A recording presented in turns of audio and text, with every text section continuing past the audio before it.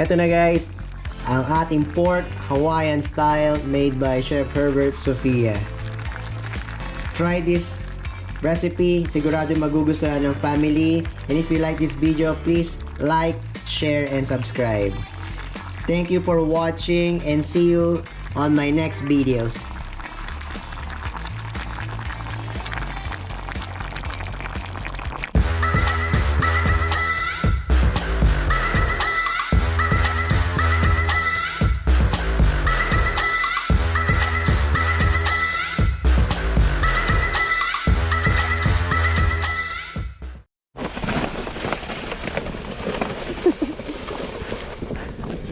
Oh my god, so fast. Nice. That was fun. That's fun. Yeah. Ito na tayo sa Winter Wonderland. Oh my god. Woo!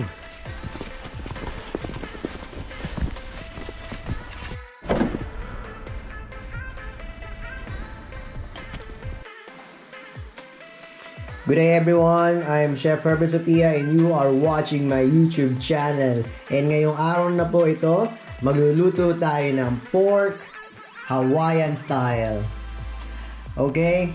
So, bago tayo magsimula, sasabihin ko sa inyo ang mga ingredients. First, pork meat.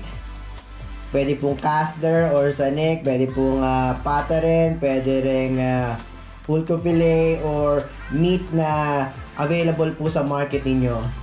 Then we have bell peppers, we have garlic, we have onions, we have tomato paste, and meron tayong sitaw, and meron tayong broccoli. Additional na lang ito pero marami kasi ngayon sa market kaya binili ko, and paborito ko itong broccoli.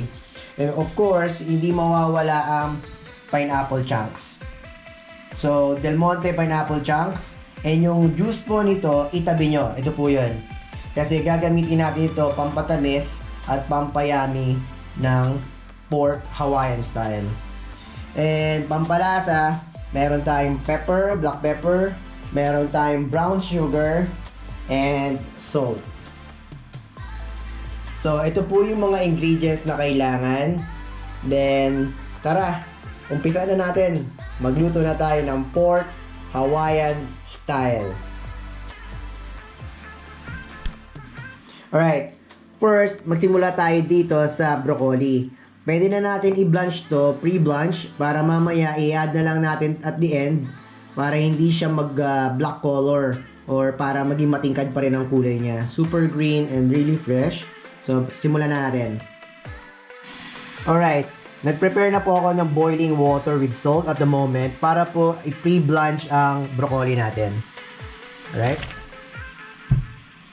Ayan. I-pre-blanch lang po, napakadali lang. Salt, para po hindi siya ma-overcook. Yan, okay na yan. Pwede na po yan. Ganyan lang. Yes. Then, itabi nyo lang. And then yung tubig kung saan tayo nag-pre-blanch ng broccoli, pwede dito natin gagamitin na rin pag pakulo ng baboy or ng pork natin.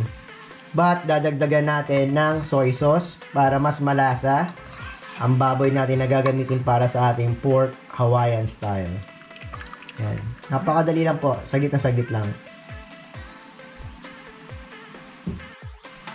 Alright. Now, dadagdagan na po natin ng soy sauce like 2 tablespoon para lumasa ang ating pork.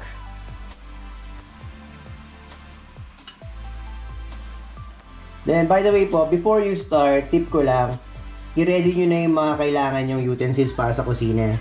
So, dito po tayo magluluto ng final thing sa pork Hawaiian. And then, meron po ako netong ladle, wooden ladle. Meron ako netong like a strainer spoon. Then, dito yung kung saan tayo magpapakulo. And meron ako naka-ready dito mga teaspoon para kung kailangan natin tikman. Alright. So, ngayon, ilalagay na po natin ang ating pork. Ngayon po, ilalagay na natin ang ating pork dito po sa ating boiling water with salt and soy sauce. Yan po. Ilipat na natin yung mga pork natin. Then, lahat po ng recipe, ilalagay ko po sa description box para po madali nyo masundan ang complete recipe. Alright, bubuhos ko na lang para mas bilis. Medyo umapaw siya, but it's okay. It's part of cooking. Ayan. Ilagay nyo lang po lahat dito ng pork. It's like 1.5 kilo po ng pork. Full to fillet itong ginamit ko. So, it's gonna easily be cooked and malambot siya. So, again, soy sauce lang po and salt and water. So, okay na po yan. Just boil this for, let's say, 30 minutes first. Then, we can continue sauteing na yung mga veggies natin. And then yan po, takpan natin for 30 minutes. Hayaan natin kumulo at lumambot. Then make sure to keep the stock kasi po gagamitin natin yan pampasarsa sa ating Hawaiian pork. Okay, let's continue to add our garlic. Then saute nyo lang po. Ako po pa nagsisimula ng garlic, hindi gaano mainit yung pan kasi ayoko masunog agad, and then gusto ko siyang i-caramelize at the moment. Yan.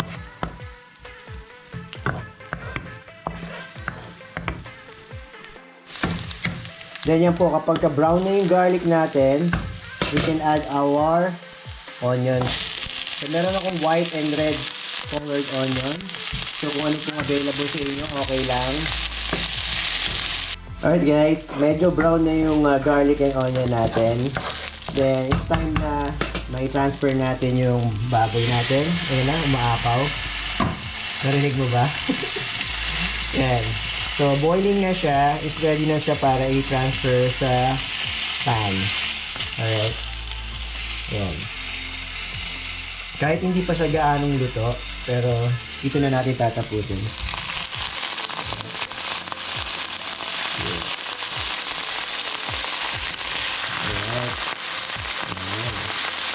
Grabe. So, dito na natin i-continue lahat para totally malito yung baboy natin. And then, i-keep natin tong stock kasi gagamitin rin natin to para sa mga salsa ng pork Hawaiian natin. Alright.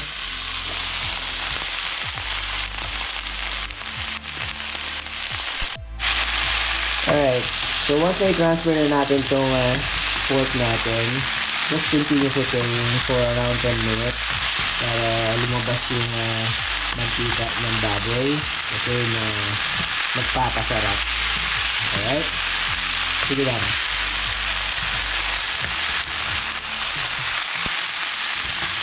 Alright.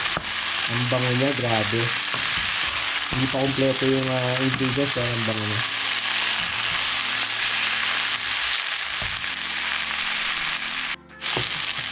Alright, chef. Ito na. We saute it for 10 minutes. Then, yan. As makikita nyo, brown na yung mga sides ng pork natin. So, next thing to do, i-add na natin yung pineapple juice natin. Okay. Yan. Pineapple juice. Kalahati lang ilalagay natin at the moment. Then mamaya, titingnan natin kung kailangan pa natin dagdagan. Yes. Alright. Then, haluin natin konti and then, pwede na natin i-add ang tomato paste. Yes. Ang bango. Grabe. Sobra. Then, tomato paste. Like 1 tablespoon muna. Ayan. Ang bango. Normally sa French cuisine ang tomato paste pag nagsosote ka ilalagay mo na agad. Bakit? Kasi gusto ng mga French nagba-brown yung tomato paste. But itong pork Hawaiian natin is a different approach kasi sa Filipino style na lasa. Kaya mas masarap. Ang bango, grabe. Para ka naglagay ng pineapple perfume dito. Buong kusina ang bango. Okay? Ang bango niya. Promise. Alright guys, after 10 minutes, ito na yung itsura niya. Hindi siya gaanong pula, kaya dadagdagan pa natin ng 1 teaspoon ng tomato paste.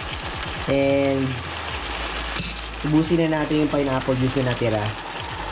Ayan, pineapple juice. Yes. Ang bango.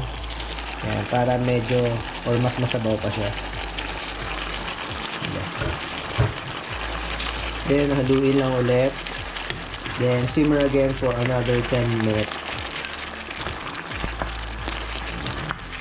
Sobrang bango. Para kung nasa bukid nun. Pineapple plantation, pagdadaan ka doon. Ganito ang amoy along the highway sa bukid nun. Then alright guys, after 10 minutes, nag-simmer tayo ng pork. Yan na. Yan yung itsura niya. So, medyo tender na yung pork natin. What we can do, we can add our stock here, pork stock. Yes, para magkaroon ng sabaw. Yes. And continue simmering tayo. For another 10 minutes. Alright guys, after 10 minutes, now it's like simmering in a low temperature. As you can see, makikita nyo na yung mga taba dito. So, nagse-separate na yung taba sa sarsa. So, konting halo and then titimplahan na natin. But first, titikman muna natin and then malalaman natin kung anong or gaano kadami idadagdag natin asin, asukal, at paminta. Napakaganda ng kulay, napakabango. Sigurado magugustuhan to ng mga kids. Alright, tikman muna natin. Ayan. Ayan. Ito yung sarsa niya, oh. Ganda ng kulay.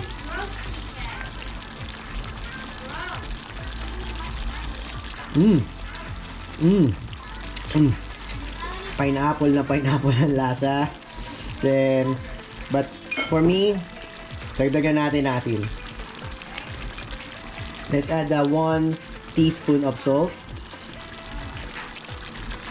Then, 1 teaspoon of brown sugar. At syempre, lalagyan natin ng paminta. Then, hahaluin ulit natin. Then, titikman.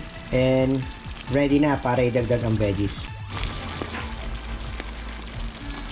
Alright guys, after total 30 minutes, malambot na ang ating pork.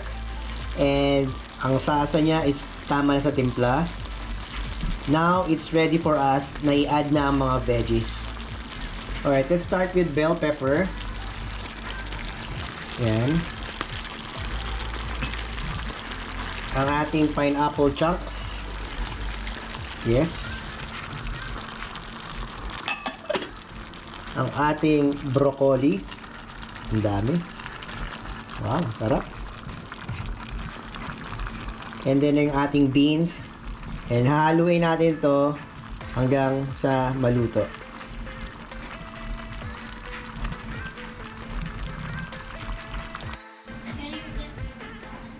Alright, after mixing, eto na yung itsura niya. Napaka-colorful, napaka-bango. Talagang ansarap. Hindi pa natin nalalagay yung beans natin o yung sitaw. But we can add it now and then tatakpan natin to simmer for another 10 minutes at maluluto na yung beans. But we need to check it first and then kailangan natin takpan. Ang ginagamit ko is aluminum foil para yung moisture niya bumagsak ulit doon at magkaroon or magka-add ng sauce. Or pwede nyo dagdagan from our pork stock kung gusto nyo maging mas masarsa pa. Alright? Tatakpan ng foil and simmer for another 10 minutes in a low temperature.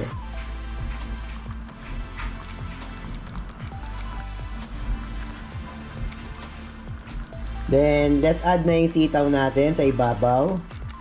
Para pag tinakpan natin ng foil, may steam siya. Or maluluto siya. Kasi ako yung tipo ng chef na gusto ko yung veggies ko is like talagang crunchy pa eh. So, ayoko ng overcooked na veg kapag ako ay nagluluto. So, ayan. So, ready to cover na and simmer for 10 minutes again.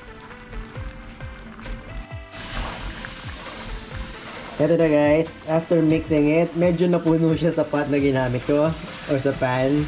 But it's okay. Yan na.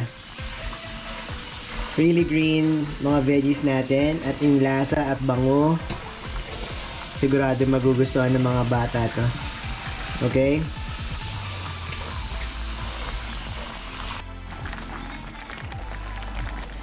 Ito na guys, ang ating pork Hawaiian style made by Chef Herbert Sofia. Try this recipe, sigurado magugustuhan ng family. And if you like this video, please like, share, and subscribe. Thank you for watching and see you on my next videos.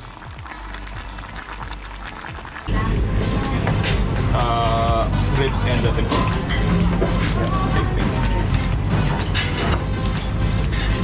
Anong allergy ko? Allergic to fish and seafood, vegetarian.